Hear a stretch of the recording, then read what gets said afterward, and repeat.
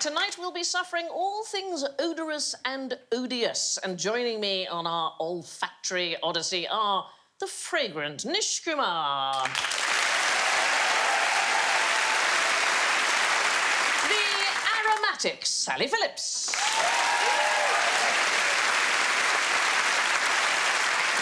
the musky Ross Noble,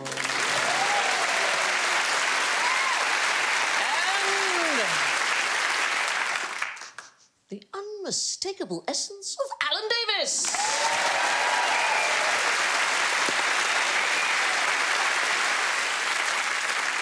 And their buzzers are particularly odorous. Sally goes. You got to stop and smell the roses. Oh, I love that. Nish goes. Oh, I think I smell all right. Oh, I think I smell all right. Oh, I wanted more of that. Ross goes. I can smell it, baby. Can you smell it too? Drinks half price. And Alan goes.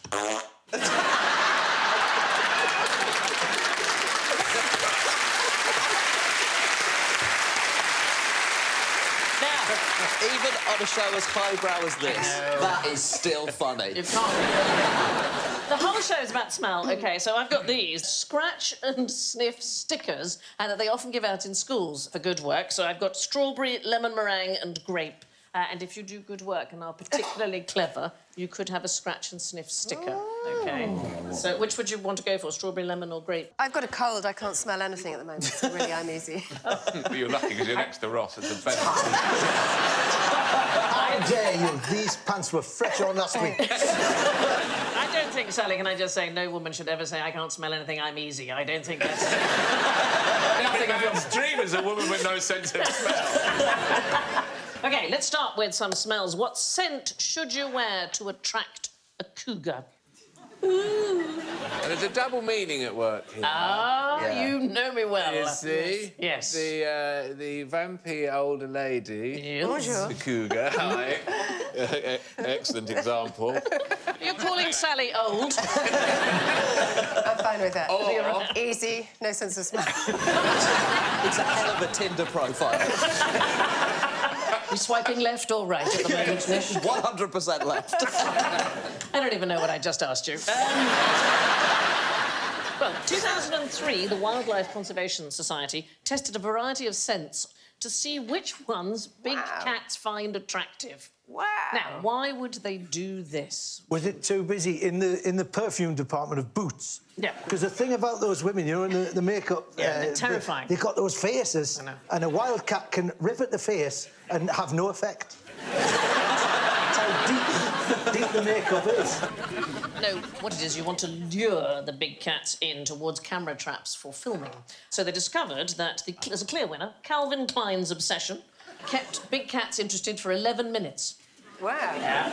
By comparison, Nina Ricci's L'air du temps, 10 minutes. The effects of Revlon's Charlie, 15 and a half seconds.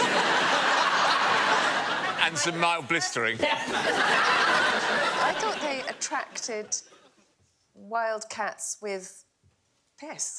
Of other wild cats. What? That's a hell of a night out.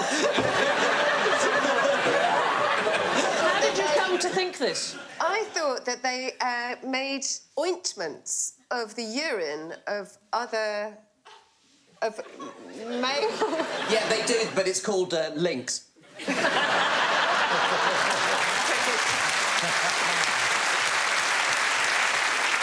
we're going to play a game now. Time to play On the Scent. Ooh. OK, I've got some descriptions of perfumes, and I want you to guess which celebrity they come from, OK? So, focused on the topic of decisiveness and persistence. Its composition is based on sophisticated shades of spices, which are blended with citruses over a masculine, elegant heart and a woody, leathery base. Smell the rose. Yeah. Is it David Beckham? It is! Well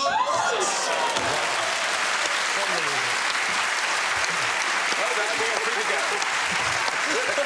Wait a minute! It was the word leathery. Yeah.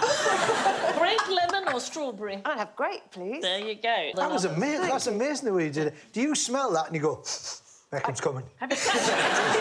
You have to smell it. There's no point just putting it I on can't you. smell anything, I've told you. I've got a Scratch cold. it. I never thought Can I'd you say smell this it? to a woman, to scratch it and sniff. Ross can sniff it. So it's called Beyond Forever. I love it. By David Beckham. OK, here's the next one. Ready?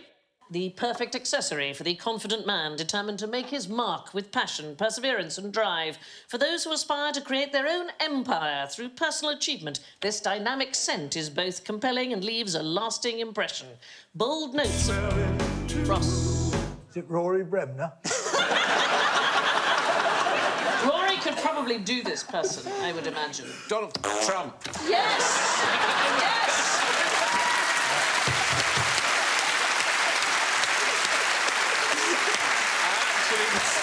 I'm very, very pleased to actually have a Trump set. It's called Empire by Donald Trump. You wanted lemon meringue, didn't you? Meringue, yeah. With sunglasses or without? There you go. I gave you sunglasses. so much. I'm going to That's okay. scratch quite hard. Right. Are you getting lemon meringue?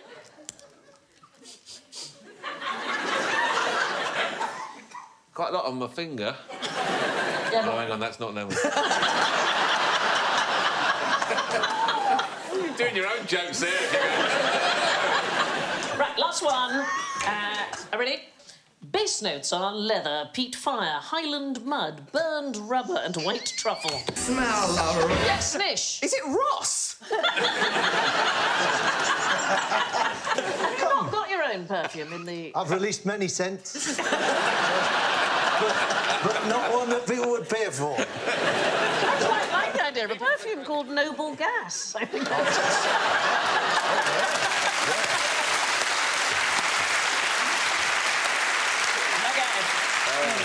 I'm going to carry on with this one. Heart notes are sharp and tempting with cigar, heather, fir and rubber. Top notes complete the fragrance with fresh spiced notes of bergamot, black pepper, pine and whiskey. David Dickinson? I would have to say creosote if it was David Dickinson. It's a boy. Is it George Clooney? No, it's the best name for a perfume ever, I think. It is Cumming by Alan Cumming.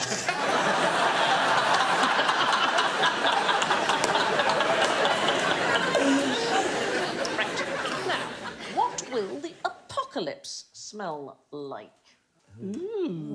Oh, well, there's 4 horses, so there's a start. Yeah? Massive barbecue. A barbecued horse. Kind of. What other sort of smells might you find? Well, there's pestilence, isn't there? That's got to be Pestilence is very bad, isn't it? That's going to be odorous. That's awful. Yeah. I can't imagine plague's going to be a barrel of laughs as No, well. that's No. whiffy. Well, here's the thing. There is a perfume specifically designed to smell like the apocalypse. What? And I have it here. 2 artists, Joe Thompson and Alison Craighead, they went through the Book of Revelation in the 1611 King James Bible, and they put together everything that has a recognisable smell. So it's blood, rocks of the mountains, incense, wormwood, rod of iron, creatures of the sea, hail and fire, animal horns.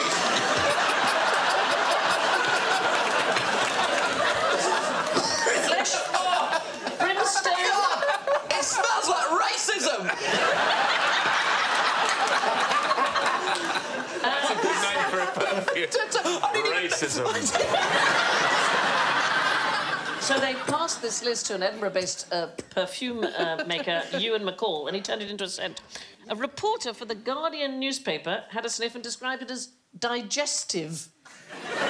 What do you think it smells like? Well, it smells. It smells of the apocalypse. It tastes of... Weirdly, it tastes of Romford. it unpleasant? I haven't touched this. I can't smell anything. It gets right to the back of your brain. Now, why is the second smelliest man in the world so frustrated? Is he frustrated because everyone's like, boy, you must be the smelliest person in the world? And he's like, yeah, you'd think. You'd think. Do I have a certificate? No. Is it Boris Johnson? It's a cattle herder from India called Kailash Singh.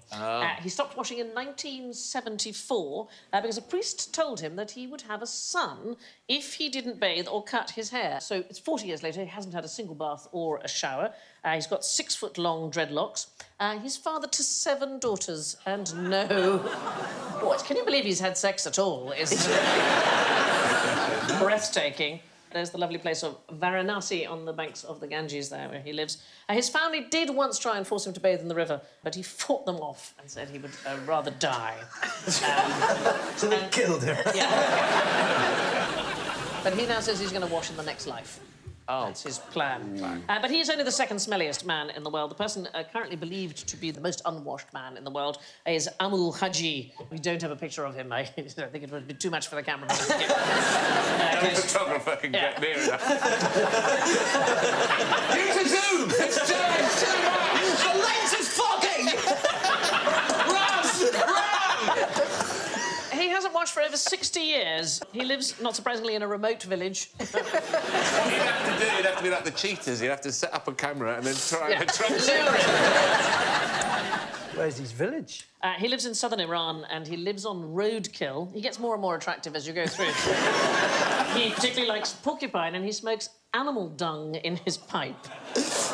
And if he needs a haircut, he burns his hair off with fire. Hey, stop looking at me. We've been talking a lot about smell. How do you measure the unpleasantness of a smell? How might you decide? I mean, I don't know, but I once did a fart that was so bad, I didn't own up to it, and my dad went and got the yellow pages out, and he was looking for the number of a plumber because he thought a sewage pipe would leak.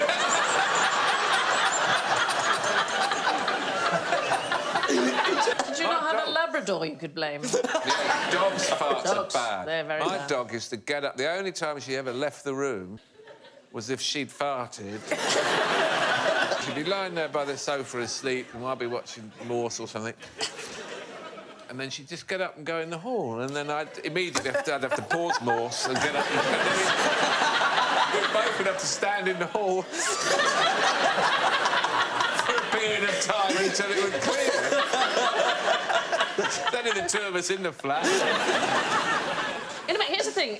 There's a Danish engineer called Professor Paul Fanger, and he wants to create a new unit of measurement called an OLF, OK? So 1 OLF would be the emission of air pollutants given off by a standard person, and the idea is that any unpleasant smell could then be expressed by the number of people it would take to cause that level of unpleasantness. So you have an average person is an OLF, and then say that your fart, you know, wow, that's like 150 OLFs. Oh, yeah. That it would be. That was a lot of OLFs. That's a lot of OLFs.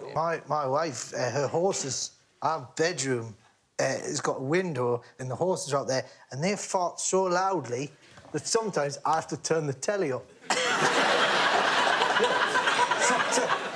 On a summer's evening, just lying in bed there, put the telly on, you just hear...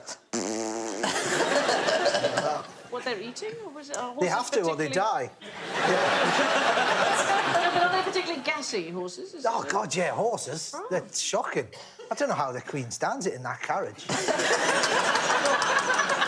Unbelievable. Honestly, just buy a car. Yeah. That's why the hat's always at a jaunty angle. Anyway, moving on. What do the UK's stink pipes do? It sounds like a barbershop quartet, isn't it? The Stink Pipes. Great title for a band. Yeah. And now the Stink Pipes. It's an actual thing. Indeed, you may have passed one on the way to the studio. I think the nearest one to this studio is at Southwark Bridge. So they're letting out odours from the sewers? Absolutely right. Yes, you can have another sticker. You can have another sticker. Very well done. Number one. Yes, you're absolutely right. They're sort of tall, hollow cast iron pipes. They stand quite often 6 to 8 metres tall, and their purpose is to ventilate the potentially Do they still work? Yes, they still absolutely work, and they form the roots of the main sewers. Lots of them are still in operation. How cheap is that flat? Yeah, that's not nice, is it? You do have to update sewers because sewer explosions are not uncommon if they're not properly looked after and the gas isn't released and so on. So the River Fleet at King's Cross exploded in 1846. It destroyed a Clerkenwell poorhouse and it smashed a Thames steamboat against Blackfriars Bridge. Can we do anything with it yet? Some scientists managed to, you know, like With the sewage? create power or something. Well, the gas, they used to Turbine. burn the gas off sometimes at the top of the stink pipes. In fact, in Sheffield, you can still see that. You can see some of the gas being burnt off. But whether they could actually power things with sewage, that would be fantastic. Right, time for a little food. I want you to smell this oil and tell me what has been added to it. There you go. Is it truffle? Wow. I'm an idiot. That's the thing with being a worldwide international restaurant critic. When I get a taste of the truffle, I can't... Yeah. Here's the thing. Almost all truffle oil on the market has never seen a truffle. It's a mixture of olive oil and chemicals, which gives it its truffle aroma. So what you do is you take methyl mercaptan, which is the main compound in bad breath and smelly feet, and you add it to some formaldehyde. I love the smell of truffle. The Epicureans said the scent smelled like the tussled sheets on a brothel bed. And medieval monks were not allowed to have truffles because it was believed that it would make them forget their calling. I don't know, these are unbelievably expensive. We have some actual truffles there.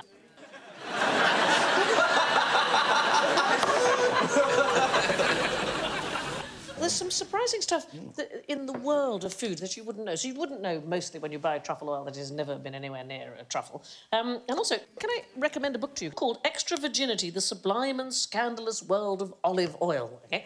And it turns out that there's a huge amount of fraudulent mislabelling in the olive oil world. Apparently, over 50% of olive oil sold in Italy is adulterated, and 75 to 80% in the United States is completely adulterated. You think you're getting that. They should have, on the extra virgin olive oil, they should have, like, in brackets, may contain slag.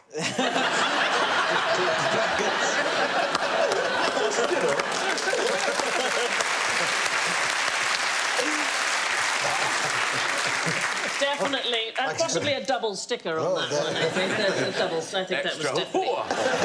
Excellent. Now, do you have the ability to sniff out crime? Depends what kind of crime. He who smelt it, dealt it. That is legally binding. Today, I probably couldn't sniff out a crime because of the cold aforementioned. But, I mean, I guess you could smell certain types of crime.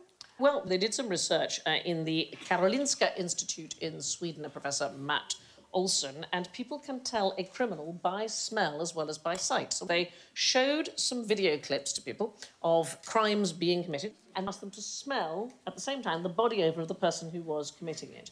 And when there was a lineup, just by the smell of the person, they were able to work out 70% of the time, which is exactly the same as a visual lineup, they were able to work out which person it was. If the shirt don't whiff, you must quit.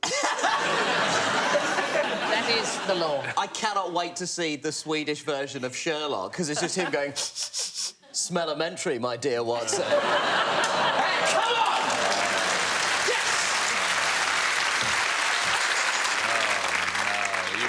Oh, no, you're blown. Has he got any stickers? Have you got any stickers, Nish? He hasn't got No, any because I was going to stickers, ask for them no. back. Take But there are places, so in Alaska, Florida, New York, they use scent lineups. But to be fair, they use dogs rather than human beings, because the human can smell with... We have about 5 or 6 million odour-detecting cells. A dog, how many do you reckon? 10 million. 220 million. And actually, even rabbits have more than us. They have 100 million. So, what we're going to do now is we're going to test out how a dog does on sniffing things out. I have here some contraband, which I am going to give to you, Alan. Okay. And what I would like you to do is put it in your pocket Put it in my- and go and hide in the audience. Go and hide in Croydon. So the audience have got special masks to put on. So if they could put... Those who've got masks could put them on. Oh, my God. So it's terrifying. Oh, it's like a sieve. That's awful. Terrifying. Yeah, because you do it. Now, this is a very special episode of Jonathan Creek. I never thought I'd be involved in a live game of Where's Wally? OK, we now welcome, please, to the studio from the RAF Police, Corporal Sam Robson Rodriguez and Rex.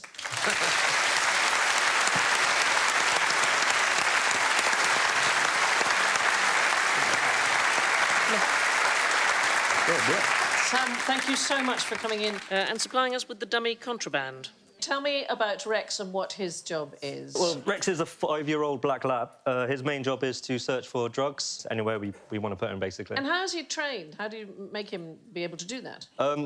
Well, we start searching for, like, their toys, and then we just associate the toys with the drugs, so then in their head they think they're searching for their toy, whereas, in fact, we want them to search for the drugs. And how many scents can Rex recognise, do you think? He's trained on all the main scents and basically anything that you can make out of that. So he looks keen to get going. He does. Right, Sam, please, over to you, my lovely. Thank you very much. Rex, come here. I do hope nobody in the audience has got anything. You know what? I really hope somebody does. Yeah. Wouldn't that just be the best bit of telly ever? If he dragged someone to the floor and just dragged them out. A live drug bust on QI. So far, Someone out. ignoring everybody, so that's good Yes, for but- that side. Okay. How will he Okay. show if he knows? They have either a stand indication or a sit indication. Oh. Is he sniffing your crotch, Alan? Is it in your left pocket? Oh, my God! Let's have a round of applause, please, for Rex and Sam.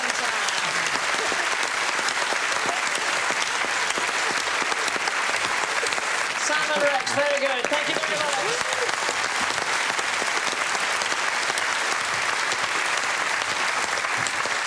And thank you to all my Allens. What a very, very spooky sight that was was. very, It was very extremely spooky. unpleasant.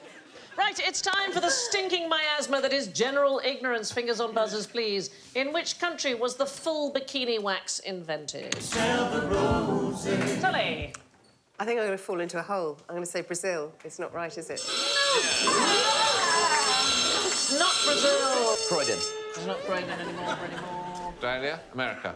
It is America. It is in the United States. So there's a woman called Jonice Padilla of J Sisters Salon in Manhattan. They pioneered the Brazilian bikini wax in the early 1990s, and Playboy tried to patent it as an idea. And in order to stop them doing that, she said, oh, no, you can't do that. It's tremendously popular throughout my entire home country, and therefore it is unpatentable. And that is, you have to use proper wax there. Never just think you can use honey. Speak from experience. Oh, it stings in so many different ways. The salon still exists, and it's opposite Trump Tower. So you can actually have a Brazilian and avoid being grabbed by the pussy at the same time. They came up with the process after other salons refused to wax that area, apparently. Oh, wow. Apparently, one of the world's most expensive car waxes is also Brazilian. It is called carnauba wax, made from a palm tree that only grows in northeast Brazil. Handy if you've got a hairy car. Yeah. You can get a French wax as well, but it only waxes a strip down the middle of the bonnet. Why should you be worried about how you store your toothbrush? Is it to do with things that crawl around at night and crawl about your brushes? Do you think there are things crawling about your bathroom? Yeah, if you put your toothbrush in the wrong place, it's Yeah. more susceptible to interference from Are creatures. you worried about the wombles? There is a common belief that if you keep your toothbrush in the same room as the toilet, it will get covered in faecal matter. So here's the good news. To be fair, that is true, but that's only after my wife and I had a bit of an argument. She told me 2 or 3 days later, so... It's true that your whole house has got faecal matter, but it has no effect on you whatsoever. It's fine. According to the American Dental Association, there's insufficient clinical evidence to support that bacterial growth on toothbrushes will lead to specific adverse oral or systemic health effects. It's good to know now. I can use my toothbrush to just puff me downstairs. It's good to know you don't have to worry about creatures crawling around your toothbrush. really, really small cougars at night. Can you name an animal well known for playing possum? Is this a trick question? Yeah. I've been playing this game for 15 years now, and I smell a rat. Ah. A possum. Possum, a possum, yeah! It isn't... Feigning death, right? Is that what that is? It is. It's called thanatosis. But it isn't the possum that does it. It is the expression that we use. It is the opossum. This is one of those great confusions... Irish possum. It is an opossum. An opossum. The opossum is on the right there, the little white-faced one, and the possum is on the left. They're both marsupials. The possum actually lives in Australia. The opossum lives in the United States. And apart from them both being marsupials, there's not really much that they have in common. The similarity between the name stems from Captain Cook's voyage to Australia. The naturalist, Joseph Banks, he mistook the animals that he saw for American opossums. We were in Australia when my daughter was very little. We used to go out... The only way she'd go to sleep at night is if we could go out on the street and find a possum, and then she could rest. And they used to walk along the telephone wires. That was the best place to find them. We had possums that lived in our roof, and they used to sigh. So you'd be watching the telly, and you'd hear in the roof, you'd hear... Oh. And then it did quite a lot, and you'd be sort of like, they're off again, and then...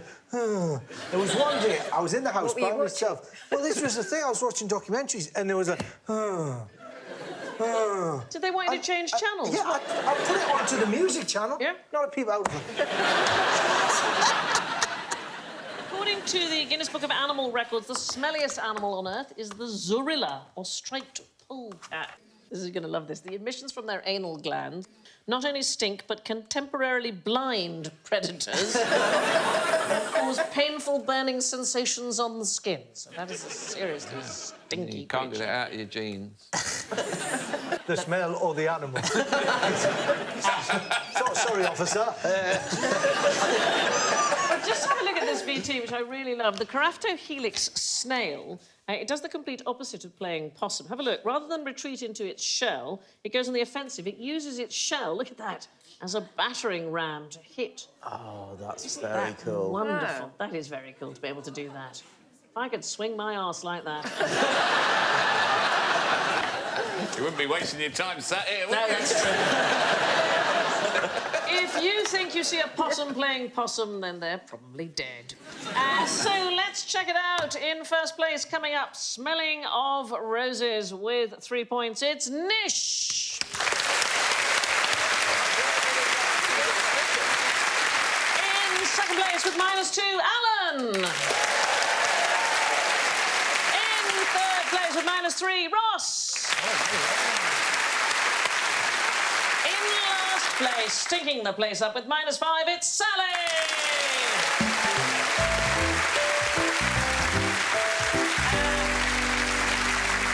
So, we like to give a prize. Taking home tonight's prize, a truly odious odour, the actual scent of the apocalypse, goes to Sally. There you go. It only remains for me to thank Sally, Ross, Nish and Alan, and I leave you with this tall tale from a toilet. Tallulah Bankhead was in a cubicle in the ladies. Do you have any toilet paper? She asked the occupant of the next stall. No, came the reply. Then do you have any Kleenex? She asked. Sorry, no, the lady said again. Then can you change a 10 for 2 5s? Thank you, good night.